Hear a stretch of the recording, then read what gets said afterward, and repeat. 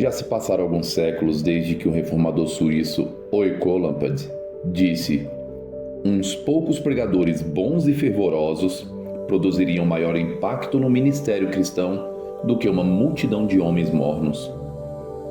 E a passagem do tempo não anulou a verdade contida nessa afirmação.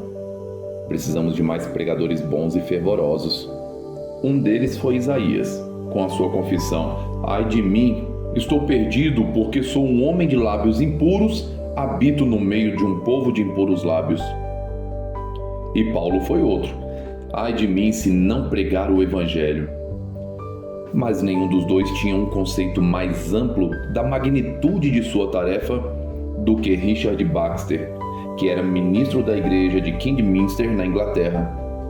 Quando alguém o criticou, taxando-o de ocioso, ele respondeu o seguinte: a pior coisa que eu poderia desejar-lhe era que tivesse minha folga em vez de seu trabalho. Tenho razões para me considerar o menor de todos os salvos, e, no entanto, não teria receio de dizer ao acusador que considera o serviço da maioria dos trabalhadores dessa cidade um prazer para eles em comparação com o meu, embora não trocasse minha tarefa com a do mais importante príncipe. O serviço deles ajuda a conservá-los com saúde. O meu consome-a. Eles trabalham tranquilamente. Eu, em dores constantes. Eles têm horas e dias para seu lazer. Eu mal tenho tempo para me alimentar. Ninguém os incomoda por causa do seu ofício. Quanto a mim, quanto mais trabalho, mais ódio e perturbações atrai sobre minha pessoa. Sente-se um pouco da mentalidade neotestamentária nessa sua maneira de encarar a pregação do Evangelho. Este é o mesmo Baxter que queria ser como um moribundo pregando a moribundos. Se nossos pregadores fossem todos desse calibre espiritual, arrancariam toda esta geração de pecadores da boca do inferno. É possível que hoje tenhamos o maior índice de pessoas frequentando a igreja com o mais baixo índice de espiritualidade de todos os tempos. Talvez estivessem certos aqueles que no passado acusaram o liberalismo de ser o grande culpado da frieza dos crentes. Hoje, esse bode expiatório é a televisão, que está sendo execrada pelos pregadores. Entretanto, apesar disso, e sabendo que as duas acusações não deixam de ser verdadeiras, gostaria de dirigir a nós, pregadores, uma pergunta: será que não deveríamos confessar como aquele escritor do passado? O erro, caro Brutus, está em nós mesmos. Mas eu gostaria de afiar bem o meu bisturi e aprofundá-lo um pouco mais nos pregadores. Passou a época dos grandes sermões tipo lanche rápido, temperados com tiradas humorísticas para tentar estimular o fraco apetite espiritual dos homens dos nossos dias? Ou estamos nos esforçando para comunicar os poderes do mundo vindouro em todos os cultos? Pensemos um pouco em Paulo. Apesar de receber uma poderosa unção do Espírito Santo, ele saiu pela Ásia Menor para travar ali uma intensa batalha espiritual, causando agitação nos mercados, sinagogas e palácios.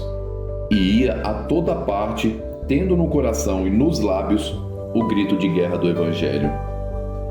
Disse que foi Lenine quem disse o seguinte: os fatos não podem ser contestados. Analisando as realizações de Paulo e comparando-as às dos crentes de nossa geração, que fazem tantas concessões ao mundo, temos que concordar com ele. Paulo não era um pregador que apenas falava a toda uma cidade, ele a abalava totalmente. Mas ainda assim, tinha tempo para sair batendo às portas das casas e para orar pelos perdidos que encontrava pelas ruas. Estou cada vez mais convencido de que as lágrimas são um elemento indispensável a uma pregação avivalista. Irmãos pregadores, precisamos nos envergonhar de não sentir vergonha. Precisamos chorar por não termos lágrimas. Precisamos nos humilhar por haver perdido a humildade de servos de Deus. Gemer por não sentirmos peso pelos perdidos. Irar-nos contra nós mesmos por não termos ódio do monopólio que o diabo exerce nesses dias do fim, e nos punir pelo fato de o mundo estar se dando tão bem conosco que nem precisa perseguir-nos. Pentecostes significa dor, mas o que mais experimentamos é prazer. Significa peso, mas nós amamos a comodidade. Pentecostes significa prisão, e no entanto a maioria dos crentes faria qualquer coisa, menos ir para a prisão por amor a Cristo. Se revivêssemos a experiência do Pentecostes, talvez muitos de nós fossem parar na cadeia. Eu disse Pentecostes, não pentecostalismo. E não estou querendo atirar pedras em ninguém. Imaginemos a experiência do Pentecostes se repetindo em uma igreja no próximo domingo. O pastor, como Pedro, é revestido de poder e pela sua palavra, Ananias e sua esposa caem mortos ao chão. Será que o crente moderno toleraria isso?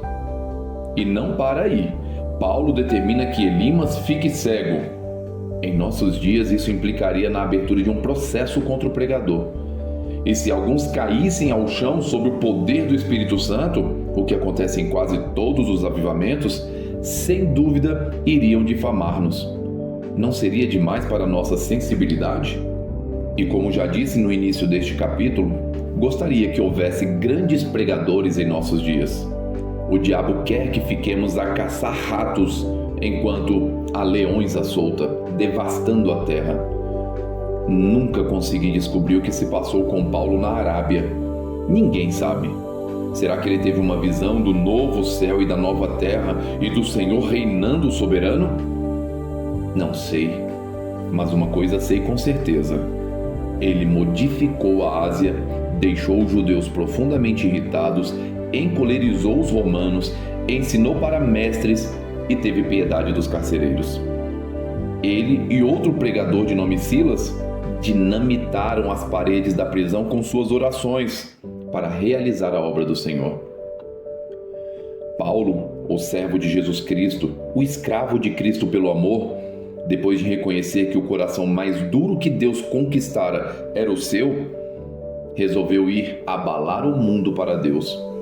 Em seus dias, ele trouxe à terra os poderes do mundo vindouro, restringiu a operação de Satanás e sofreu, amou e orou mais que todos nós. Irmãos, caiamos de joelhos outra vez se quisermos recuperar a espiritualidade e o poder apostólicos. Chega dessa pregação fraca e ineficaz.